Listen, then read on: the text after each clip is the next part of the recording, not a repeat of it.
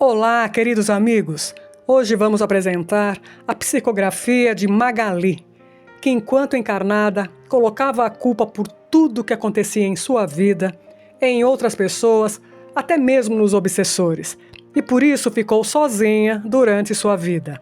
Essa incrível psicografia se encontra no livro Se Não Fosse Assim, Como Seria?, da autora Vera Lúcia Marinzec de Carvalho, editada pelo Espírito Antônio Carlos. Pedimos que nos ajude a divulgar o canal, pois ao se inscrever e deixar o like, o YouTube divulga esse trabalho para mais pessoas que possam estar precisando. Muito obrigada! Luz para a Eternidade apresenta Magali. Tudo o que acontece na minha vida é culpa dos obsessores. Eu não tenho culpa de nada. Psicografia de Vera Lúcia Marinzec de Carvalho, ditada pelo Espírito Antônio Carlos. Antônio Carlos. Magali deu o seu depoimento em um dos nossos encontros, foi breve e falou por uns 10 minutos. Depois conversei com ela e a convidei para vir ditar a médium, mas recusou. Pedi para escrever e me dar seus escritos, mas disse que não era boa em redação. Querendo ter no livro este si, propus que eu escrevesse, então ela novamente ditou, e como dissertou, falou pouca coisa. Resolvi fazer perguntas e aí fluiu. Fiz primeiro o relato dela e após as perguntas com as respostas de Magali. Nasci numa família unida, de classe média, e fui criada juntamente com um irmão e 2 irmãs, com carinho. Meu si é porque sempre coloquei a culpa de meus atos equivocados em outras pessoas. Era nos meus irmãos, primos, amigos, namorados, depois meu marido. Cheguei a fazer até com os filhos. Descobri depois que podia pôr a culpa no demônio, nos obsessores. Tudo de ruim que me acontecia era alguém o culpado.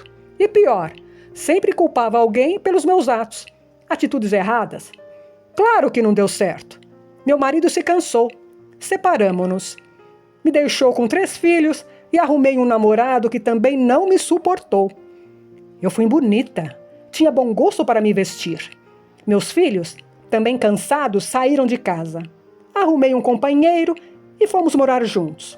Deste eu gostei. Amava-o. Ele muitas vezes tentou me alertar. Nesta época, os culpados eram os obsessores. Ele, para me ajudar, foi comigo a um centro espírita.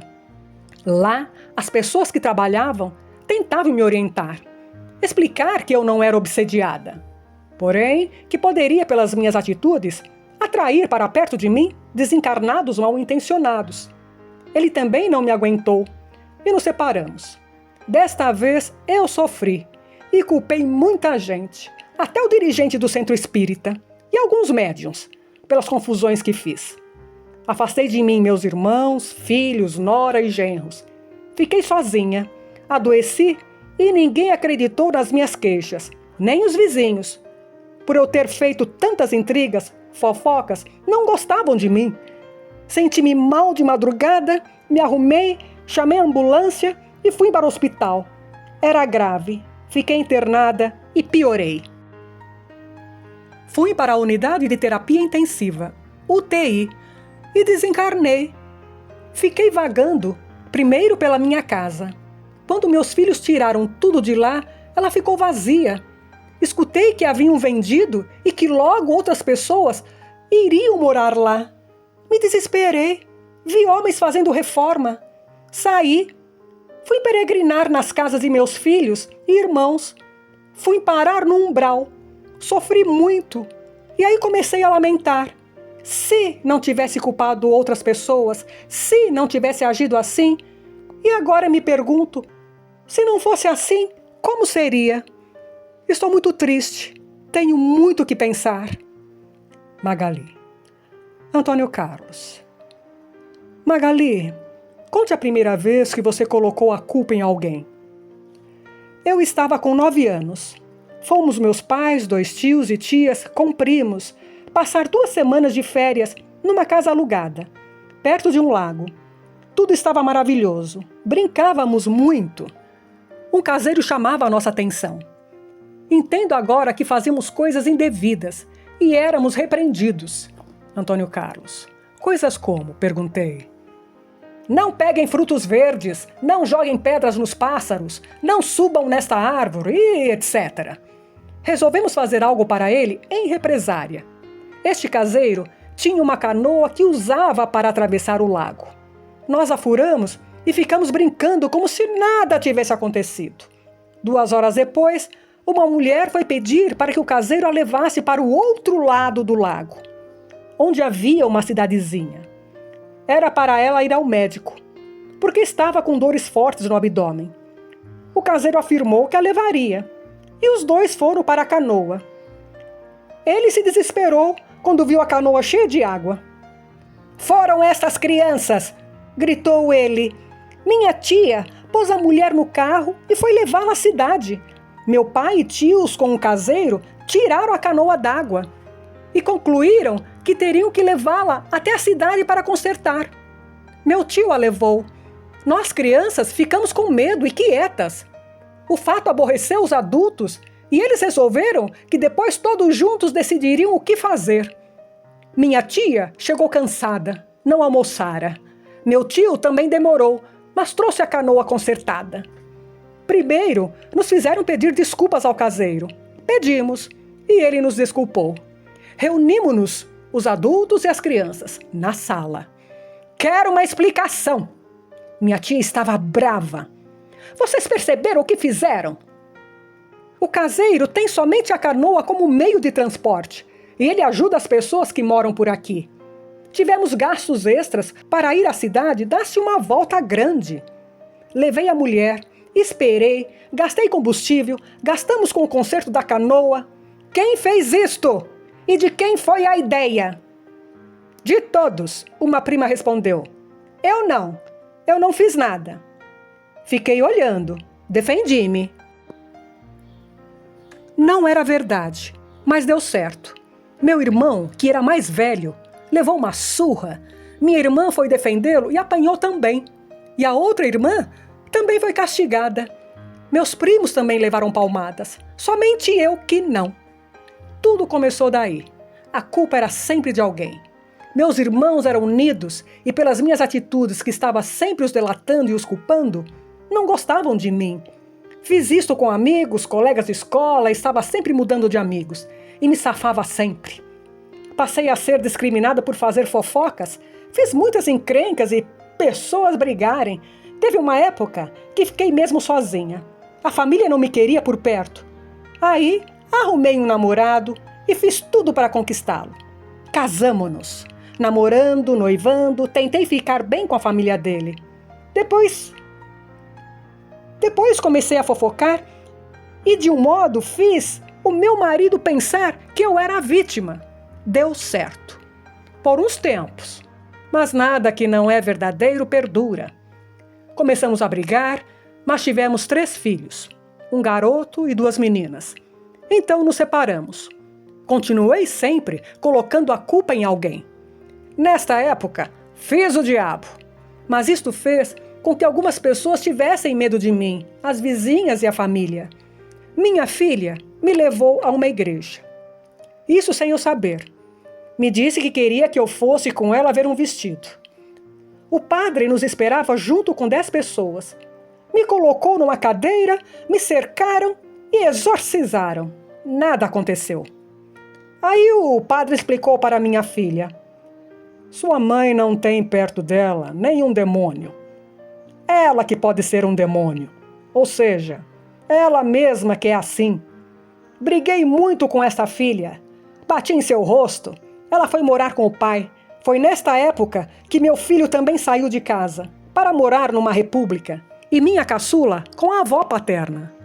Fiquei sozinha, meus filhos casaram e avisaram que não era para fofocar mais com eles. Namorei então um viúvo, tinha filhos, mas casados. Deste eu gostei e muito. Fomos morar juntos. Fofocar, fazer confusão, era para mim um vício, que agora entendo. Não fiz nada para modificar. Comecei a fofocar com os filhos dele e a culpa era dos outros. Comentaram com ele que eu poderia estar sendo obsediada. Fomos a um centro espírita e para mim foi ótimo, porque encontrei alguém para culpar, os obsessores. Ele, meu companheiro, gostou de ir ao centro espírita. me obrigava a ir, assistir palestras, tomar passes, fazer cursos. O dirigente explicou. A senhora, por 2 vezes, tinha perto de desencarnados afins, mas não obsessores. Aprenda, dona Magali. Faça a sua melhora íntima para estar bem. Não queria ficar sem culpar alguém. Naquele momento, tinha de ser os obsessores. Continuei arrumando confusão com os vizinhos, família e, pior, com os filhos dele. E foi por isso que ele não suportou. Foi embora. Não adiantou eu prometer, chorar. Saiu de casa. Ele se tornou espírita. Ficou sozinho por uns tempos, depois arrumou outra pessoa. Sofri. Antônio Carlos, fiz mais uma pergunta. E aí, o que aconteceu? Fiquei sozinha. Meus filhos me davam poucas notícias. Nos víamos pouco. Assim como os netos. Os vizinhos nem me cumprimentavam, e nem a família. Estava com 47 anos, era diabética, mas me recusava a ser. Quando me sentia mal, tomava remédios. Uma noite acordei de madrugada com forte mal-estar. Me troquei e chamei a ambulância. E fui para o hospital. Fiquei internada, meu coração estava com os batimentos irregulares. Piorei, fui para a UTI. Soube que avisaram os meus filhos e que meu filho fora cedo ao hospital. Eles foram me visitar, mas eu não os vi. Desencarnei. Eu não me lembro de nada. Me pareceu que dormira. Acordei muito perturbada, confusa, e fui para casa. Lá fiquei sozinha. Vi também, sem entender, meus filhos tirarem tudo de casa. Escutei eles falarem que eu havia morrido, que venderam a moradia e que o dono ia reformá-la. Quando vi homens entrando nela e eles não me viram, entendi que falecera, desencarnara. Resolvi ir à casa de uma das minhas irmãs, a que mora perto. E aí... Antônio Carlos. Magali fez uma pausa, suspirou e eu insisti. Continue, Magali, por favor. Não é somente pela curiosidade da história. É que penso que se sentirá melhor desabafando. Tem razão. Estou contando a você de forma sincera e ainda não culpei ninguém. É nisso que foco. Não quero mais fazê-lo. Estou me sentindo acolhida por você e isto me emociona. Infelizmente, fui à casa de minha irmã, entendi que morrera e que ninguém iria me ver. Gostei de ficar na casa dela, mas ainda quando percebi que ao ficar perto de um deles, sentia-me melhor. Sem fome, sede e que podia, se me esforçasse, irritá-los. Isso foi depois que eu vi minha irmã falar ao meu cunhado. É feio eu comentar isto, mas a Magali não faz falta nenhuma. Foram poucas pessoas ao velório, teve poucas flores e penso que algumas pessoas ficaram contentes com a sua morte. Eu não sinto falta dela. Passei a fazê-los ficar nervosos e a brigar por motivos insignificantes, até que escutei de minha irmã: Credo! Parece que Magali está aqui. Vamos parar com essa discussão. Estamos bem e nos amamos. A briga terminou. A minha irmã foi orar. Resolvi ir a outras casas. Fiz isto com de todo mundo que eu conhecia. Fiquei assim por meses. Uma tarde, estava tentando provocar uma confusão na casa do meu irmão, quando ele saiu e foi a um bar. Resolvi acompanhá-lo e lá, desencarnados trevosos me pegaram e me levaram para o umbral. Aí sofri. Antônio Carlos. Magali chorou, consolei-a e ela voltou ao seu relato. Lá fui tratada com maldade, com grosseria. Fiquei presa num cubículo com outros 6 desencarnados, à espera de um julgamento. Fomos depois de dias, não soubemos precisar quantos, a um salão onde estavam muitos desencarnados, que pareciam estar à vontade ali e se divertiam, num local de destaque, parecido com um trono. Estava um espírito que mandava, alguém importante para eles. Fomos colocados à frente dele. Senti muito medo e estremeci quando ele se dirigiu a mim. A madame fofocou. Seu castigo é ficar sem falar. Coloquem nela a tala 5. Rindo, 2 desencarnados colocaram em mim uma mordaça de ferro, impossível de tirar. foi também colocada uma corrente de 50 centímetros que unia meus pés. Fui levada para a periferia daquela estranha e feia cidade. Ali fiquei com um grupo de desencarnados, todos julgados e condenados pelo chefão. Agrupamo-nos num barracão, ficamos presos, sofremos muito pela fome, sede e frio, por estarmos sujos. Ali muitos ficaram desequilibrados. Falavam muito e eu não podia falar. Comecei a me arrepender e a lamentar as desavenças que provocara, as fofocas que fizera. O remorso foi aumentando, a dor me fez compreender e entender o meu castigo. Aquele objeto de tortura no meu rosto me fazia lembrar de como usar a mal o dom de falar. De vez em quando, buscavam alguns de nós.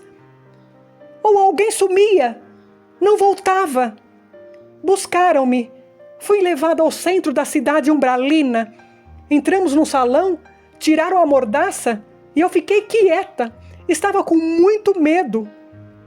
Um desencarnado falou para mim: "Está aqui, faladeira, por ter feito muitas discórdias, e você foi encarregada de fazer mais uma. É o seguinte, o chefe quer que uma família brigue entre eles, que este lar tenha discórdia. Vamos levá-la lá. Tem que obedecer, senão vai apanhar. Dê chicote. Assim, olha." Me deu 3 chicotadas e na primeira eu caí. Doeu muito. Ele me levantou e continuou a falar. "Você deve ficar na casa. Poderá sugar as energias deles e se sentir alimentada. Não conseguirá sair da casa. Está vendo isto?" Confirmei com a cabeça. Era uma algema de ferro no meu tornozelo.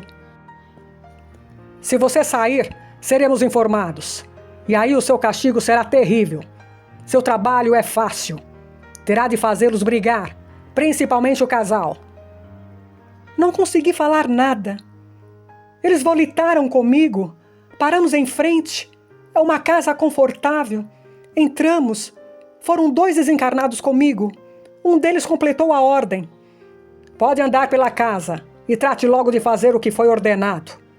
Voltarei aqui e quero ver algum progresso." Andei pela casa e no jantar conheci todos os moradores daquele lar. Marido, esposa e um casal de filhos. Aproximei-me deles e me senti saciada. Suguei as energias da família, senti-me melhor e dormi no sofá da sala. Acordei no outro dia, escutando conversas alegres. Pensei muito. Era uma família que parecia estruturada, como algumas que fizera ter desavenças. Não queria mais fazer isso. Entendi que era maldade, porém não sabia como agir. Então, não fiz nada. O desencarnado trevoso que me levara foi me ver. E como não fizera nada, ele me surrou. Fiquei muito machucada. Aquele desencarnado ainda falou: "Fofoqueira, ou você usa do que sabe e faz a desarmonia, ou irá apanhar para sofrer e dar a essa encarnada a angústia que sente. O que prefere?" Vou fazer o que vocês estão mandando, mas não queria. No tempo em que ficara presa com a mordaça, pensei muito e compreendi o tanto que agi errado. Não sabia o que fazer. Acabei fazendo os 2 adolescentes brigarem e por isto o casal discutiu. A mulher estava inquieta. Ela desconfiava que o marido a traía. Eu perto dela melhorava tanto da minha agonia como das dores. Esta senhora se ajoelhou para orar diante de uma imagem de Nossa Senhora. Também ajoelhei e pensei no homem que amara e que se tornou espírita. Foquei meu pensamento nele, adormeci ou passei por uma dormência. Quando percebi, estava no centro espírita, o mesmo que fui muitas vezes. "Mas esta é obsessora?" Escutei alguém, um desencarnado, comentar. Fiquei num canto pensando. Eu falava tanto que tudo era obsessão. Estava agindo como obsessora. Uma senhora trabalhadora desencarnada daquele local sorriu para mim. Quis falar para ela da tornozeleira. Olhei para o meu tornozelo e não a vi. Nós atiramos. Ela explicou. Pegou na minha mão e me levou para outro cômodo. "Tome banho, Magali. troco de roupa, virei buscá-la para se alimentar. Sabia dessas comodidades, porque ali mesmo ouvira falar. Tomei banho, ainda me doíam no meu corpo perispiritual as pancadas das surras, e tinha o rosto ainda marcado pela mordaça. A mesma senhora foi me buscar, me levou para um refeitório e me alimentei. Depois ela conversou comigo. A senhora disse: Magali, você sabe o que aconteceu com você. Penso que não precisa receber orientações dos nossos trabalhos de ajuda aos desencarnados. Quando você orou, pediu auxílio para um dos nossos companheiros encarnados, fomos lá e a socorremos. Você quer mesmo nosso auxílio? Quer ficar conosco? Aqui tem normas. Por Deus, quero sim! Prometo obedecer em tudo! Você orou com sinceridade pelo seu ex-companheiro, que hoje faz parte de nossa equipe encarnada. Recebemos seu apelo. Foi buscada porque encontramos receptivo para receber. Magali comentou: quando aqueles maldosos perceberem que eu não estou mais lá, talvez eles venham atrás de mim. Meu castigo será terrível. Não sobrará para vocês? Aí a senhora respondeu: que bom que se preocupa conosco. Isso é sinal de que, de fato, está apta para receber nossa ajuda. Penso que eles não virão atrás de você, mas se vierem, não tem por que se preocupar. Sabemos bem nos defender. Você irá para um posto de socorro hoje à noite. Fique aqui. Pode ir ao refeitório se quiser, pode pegar um livro para ler, mas não saia. Agradeci. À noite fui parar num posto de socorro. Amei o posto. Esforcei-me para me adaptar. Quis ser útil e fui fazendo pequenas tarefas, assistindo a todas as palestras e participando de grupos de orações. Não senti mais dores e minhas cicatrizes sumiram. Passei de fato a ser útil. Antônio Carlos, como está a sua vida no posto de socorro? Tenho me esforçado muito para não fazer fofocas. Por 2 vezes ia fazer. Lembrei-me da mordaça e parei. Fiquei então atenta e isto não mais aconteceu. Espero que eu não faça mais. Antônio Carlos, como o si a incomoda? Magali respondeu, depois de ter feito uma expressão triste. Arrependo-me das maledicências que fiz, e muito. Mas o si que mais me incomoda é o de ter colocado a culpa em outras pessoas. Se não tivesse feito isso, se tivesse assumido meus atos, talvez fosse castigada e aprendido a não agir errado. Culpar alguém não justifica nossas atitudes equivocadas. Antônio Carlos, agradeço por ter respondido às minhas indagações. Abracei-a. Magali, de nada, e obrigada por ter me tratado com tanto carinho. Então, como vimos neste relato incrível, não podemos fugir de nossas responsabilidades. Todos os nossos atos têm consequências. E não é culpando outras pessoas que vamos fugir dessas consequências. Mais cedo ou mais tarde, elas virão. Vamos levar os ensinamentos que a psicografia de Magali nos deu hoje, para refletirmos sobre nossas ações no dia a dia. Causar a discórdia, fazer fofocas e, o pior, colocar a culpa de nossos atos em outras pessoas pode até parecer fácil, mas toda mentira não perdura, e fazer as outras pessoas sofrerem traz no futuro o nosso sofrimento. Vamos usar a nossa fala para fazer espalhar os bons ensinamentos e dar bons exemplos. Pedimos a vocês que nos ajude com o canal. Ao se inscrever e deixar o like, está nos ajudando a continuar com essas histórias incríveis, na qual visamos ajudar cada vez mais pessoas.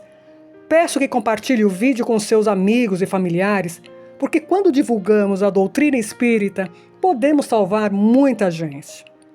Gratidão.